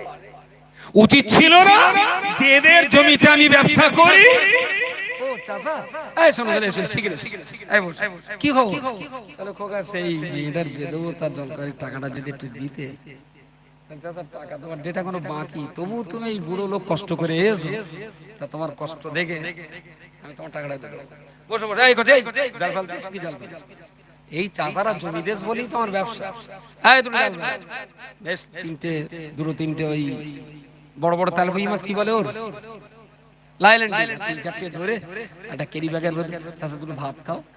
না কোন আমার ঘাত পাত হয়, ভাত খাওয়া যায়, এই মাছগুলো নিয়ে যাও, গাড়ি রান্না করে খাও। আর এই টাকা তো তোমার 3000 মাগি, তাহলে হ্যাঁ, তাহলে 3000 টাকা দিল। আর মেয়ে জামার একটু মিষ্টি মিঠাই খাইয়ে ফল টল খাওয়াবেন, তার জন্য 200 টাকা রাখ। ওই জলকর মালিকের, ওই জমি মালিকটা না আসবে আর ওর চোখ দিয়ে পানি পড়বে, আল্লাহ আমার জমি তো ব্যবসা করতে, খোদা তোমার ব্যবসায় বরকত দিও। কিন্তু জমি মালিকরা কি এরকম খুচরো জমি মালিক, 5 কাঠা 10 কাঠা 15 কাঠা যারা খুচরো মালিক, এরা কি ওদের কাছে মানুষ বলে মনে হয়? জি জি, সেইরকম বাঁশ ওদের চাল।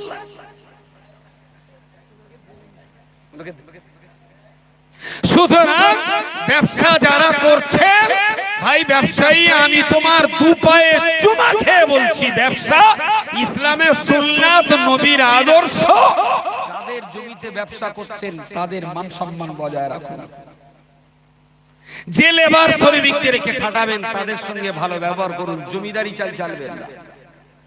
মাঝে মাঝে ওই শ্রমিকরা যেখানে বসে খাচ্ছে ওদের সঙ্গে বসে আপনিও খান, আর আপনার পাতের বড় বড় মাছের মাথাগুলো ওদের দেন, কোচাই আমি তো রোজ খাই, মাথাটা তোরা খা।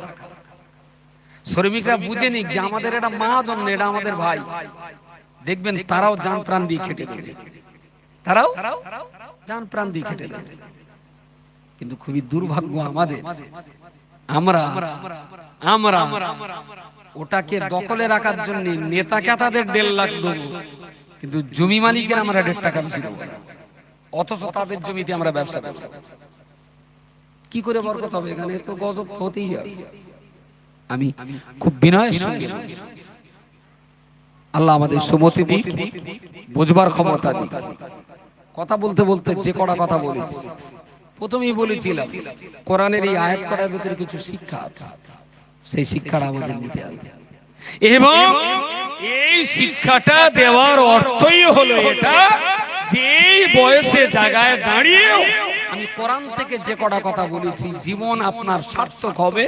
যে আজকে আব্দুল মাতিনের মুখ দিয়ে কথাগুলো শুনেছেন, আগামী কাল বা পরশু যদি এই কথাগুলো আপনি কোরআন খুলে একবার পড়ে নিতে পারেন, কোরআন খুলে একবার যদি পড়তে পারেন, আলহামদুলিল্লাহ। শোনা শোনা শোনা শোনা, এই যে ওয়াজ শুনছেন না, আসলে ওই বৈশাখ জ্যৈষ্ঠ মাসে খুব আসমানের ওই চড়কা পড়ে, বাস পড়ে, বিদ্যুৎ চমকায়। তো এখন এই আপনার এই মোড়টার নাম কি, পাকা রাস্তার এই মোড়টা কয়েলবাড়ি। ধরুন কয়েলবাড়ি থেকে আপনি বাড়ি ফিরবেন, কিন্তু প্রচন্ড অন্ধকার, একদম বিদঘুটে অন্ধকার। আসার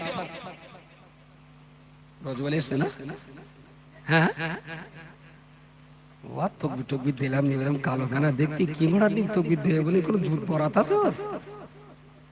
সাদা ফেনা হলি নাই দিন থাকে এই তকবির টকবির দেওয়া দাও না আলহামদুলিল্লাহ। তো কি বলছিলাম যেন, হ্যাঁ ওখানে এসে দেখছেন এত অন্ধকার যে পাশের লোক দেখা যাচ্ছে না।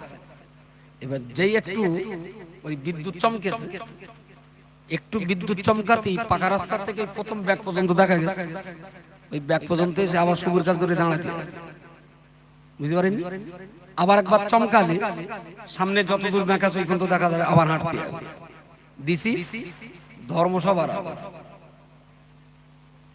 বিদ্যুতের চমকানিতে পথ চলা আর ধর্মসভার ওয়াজ শুনি ইসলামের পথ চলা। কখন রজব আলী একটুখানি চমকে দেবে তাতি দোয়া যাব, কখন কাইম সাহেব একটু চমকে দেবে তাতি 10 পা হাঁটবো, কখন মাতিন সাহেব একটু চমকে দেবে তাতি আবার 2 পা যাব। আমি বলছি যদি পথ চলতে হয় বিদ্যুতের এই চমকানির উপরে, এই সাইড ফাঁকা আছে তো, আমি এই সাইড দিয়ে এসেছি, বিদ্যুতের এই চমকানির উপরে সাদা কি কালো তাই দেখে যাচ্ছে। আমি ওরা মিথ্যাবাদী না, যা বলি সত্যি কথাই বলি। আমার দিক থেকে বিদ্যুতের ওই চমকানির উপরে ভরসা করে পথ চলা যায় না। যদি পথ চলতে হয় টর্চ লাইট কিনে নেন। পথ যদি চলতে হয় একটু কোরআনটা পড়ুন, 2 লাইন হাদিস পড়ুন, দাদা হুজুর বসিরহাট হুজুরের কিছু কিতাবপত্র পড়ুন, লেখাপড়া শিখে একটা জ্ঞানের টর্চ লাইট তৈরি করুন। কাইমাতিন রজব আলী সাহেবের ওয়াজের অপেক্ষা করতে হবে না, যখনই অন্ধকার জ্ঞানের লাইট জ্বালিয়ে পথ চলতে পারবেন। কিন্তু এই সবাই এসে আমি এই পর 3 বার বলেছি পর, কিন্তু এদের কারোর টর্চ লাইট কেনার নেশা নেই। ওই নেশা হলো তোমার যেটুখানে দেখো চমকে দাও, আমার একটুখানি হেঁটে লে। এই চমকানি আলোয় কখনো গন্তব্যস্থলে পৌঁছানো যায় না। গন্তব্যস্থলে যেতে গেলে নিজের দক্ষতা, যোগ্যতা, লেখাপড়া, পড়াশোনা, জ্ঞান অর্জনের ভিতরে জ্ঞানের লাইট আমাকে হাসিল করতে হবে। তবে আমি আমার স্বাধীন মতো লাইট মেরে অন্ধকার দূর করে আমি জান্নাতের পথে নিজেকে এগিয়ে নিয়ে যেতে পারবো। ত্রুটি বিচ্যুতির জন্য ক্ষমা চাই। এতটা মানুষ আমার মতো অপদার্থ গোলামের কথা খুব ধৈর্যের সঙ্গে যে এতক্ষণ শুনেছেন, তার জন্য আমি আপনাদের কাছে কৃতজ্ঞতা স্বীকার করছি। ফরজ না, ওয়াজিব না, সুন্নত না, মুস্তাহাব কাজ, তবুও যে আপনারা শুনেছেন তার জন্য আমি আপনাদের শুকরিয়া আদায় করছি। সবাই আল্লাহর কাছে দোয়া করি আল্লাহ পাক যেন আমাদের কোরআন শিখবার, ইলমে দ্বীন হাসিল করে দ্বীনের সঠিক জায়গায় ইস্তেকামাত থাকার তৌফিক আল্লাহ নসিব করেন। বলুন আল্লাহুম্মা আমিন। আগামী 15 এবং 16 খাদিজাতুল কুবরার বাৎসরিক ইসালের সওয়াব আপনাদেরকে দাওয়াত দিচ্ছি, আল্লাহর রাস্তায় যাবেন।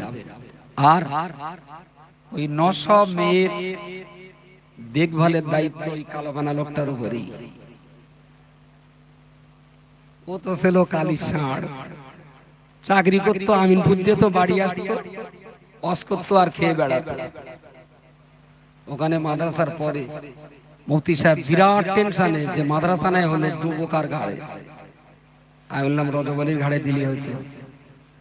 তবে ছেলে মানুষ বড্ড একটু বয়স্ক বেলা না হলি, আমি ছেলে মানুষ তাই একটু বোঙা পাকা মানে আছে, তাই তো ও কি নেবে? আমি আপনি বললি নেবে, আমি বললি তো তুড়ি মেরে উড়িয়ে দেবে, ও কি আমার দাম দেবে? তার রজব আলী সাহেব আর প্রথমে একটু কেনকে মোড়ামুড়ি করে হলো, কিন্তু যেহেতু মুফতি সাহেব সেহেতু আর ঘাড়ে না নিয়ে কিছু করার ছিল না। আজকে রজব আলীর মতো একজন 35 বছরের বাচ্চা মানুষ 900 মেয়ের দেখভালের দায়িত্ব পালন করছে। একটু সুবহানাল্লাহ বললাম না? এই 900 মেয়ে তো 900 বাড়ির বৌমা হবে না? এই 900 বাড়িতে তো ইসলামের প্রদীপ জ্বালাবে এই বৌমাগুলো। আর 900 মেয়ের পেটে আল্লাহ যদি 2টো করে সন্তান দেন, 3টে করে সন্তান দেন, তাহলে তো 3 নয় 2700 মানুষ তো আলেম তৈরি হবে। আমি অনেক দিন আগে বলেছিলাম, গাল খিস্তি কাফের মুশরিক প্রচুর কথা শুনেছি। মুফতি সাহেবের নসিহতের কাছে নতি স্বীকার করে শুধু গালটা হা করিনি।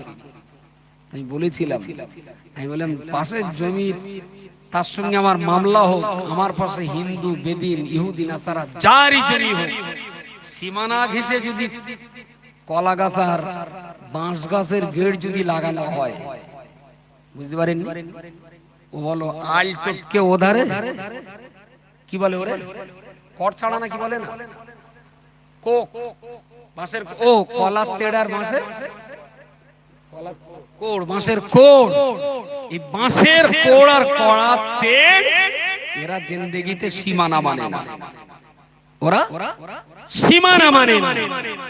আমি আল্লাহ শুকরিয়া আদায় করছি, যারাই গাল দিয়েছিল আজকে তাদের মেয়ে আমাদের কাছে পড়তে পাঠাচ্ছে। এর চেয়ে আনন্দ আর কিছু আছে?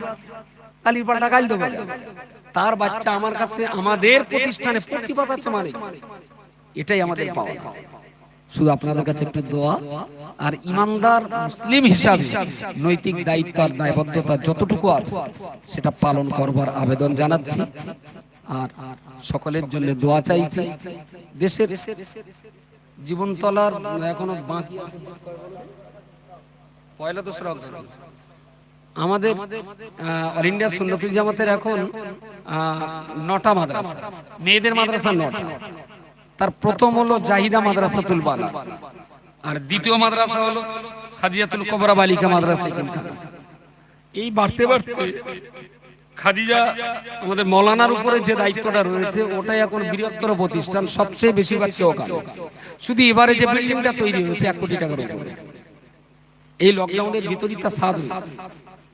দ্বিতীয় বৃহত্তর যে মাদ্রাসাটা সেটা হলো জীবনতলায়, রুহুল আমিনের দায়িত্বটা পরিচালিত হয়, বাউদ্দিন তার ভাই মৌলানা, তারা 2 ভাই ওখানে বিশেষ দায়িত্ব রয়েছে, আর এলাকার মানুষ সমর্থন দেয়। আপনাদের এখান থেকে জীবনতলায় যাওয়াটাও খুব কষ্টকর নয়, কাছাকাছি। তো পয়লা এবং 2রা অগারণ খাস করে দাওয়াত করছে একটু জীবনতলায় বেশি বেশি আসুন। ওরা একটু যেন অসহায় বোধ করে, ওরা একটু যেন ভয় ভয় করে যে এইদিকে আসলে বেশিরভাগ লোক তো আমাদের এইদিকে, বলে আমার এখানে কেউ আসতে চায় না। তা আমি সবাইকে বলছি পয়লা এবং 2রা অগারণ জীবনতলা আমিনিয়া মাদ্রাসাতুল বানাতের ছেলে সাহেব আপনাদের যাওয়ার জন্য আমন্ত্রণ জানাচ্ছি। ত্রুটি বিচ্যুতির জন্য ক্ষমা চাইছি। মৌলানা রজব আলী সাহেব এসেছেন, তার আলোচনা আপনারা 30 শ্রবণ করুন। দুরূদ শরীফ আল্লাহ। কেউ ওঠাউঠি করবেন না। এখন আপনাদের সম্মুখে ওয়াজ নসিহত করিবেন বাংলার প্রখ্যাত ওয়াইজিন জনাব মাওলানা মুফতি রজব আলী সাহেব। হুজুর তাশরীফ এনেছেন, কেউ ওঠাউঠি করবেন না।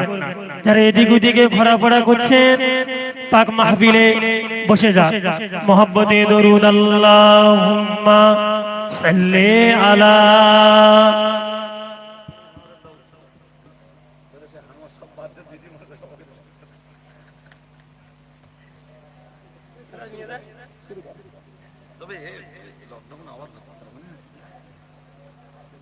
কিছু হবে, ভয় হচ্ছে খুব।